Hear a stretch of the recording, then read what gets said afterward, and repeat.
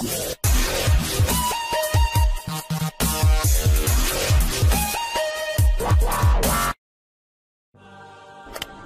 there. Subscribe to my channel and also press this bell icon so you can get latest video notifications. And this is absolutely free. सफ़ेद बालों को आधे घंटे में सिया करने का नुस्खा।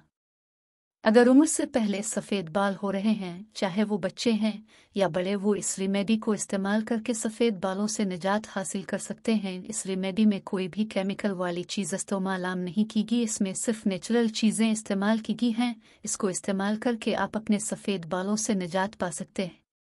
बनाने और इस्तेमाल करने का तरीका: एक अदद चुकंदर लेकर छील ले, फिर इसको छोटे छोटे टुकड़ों में काट ले। इसको 7 चुकंदर के पत्ते भी काट कर शामिल कर ले।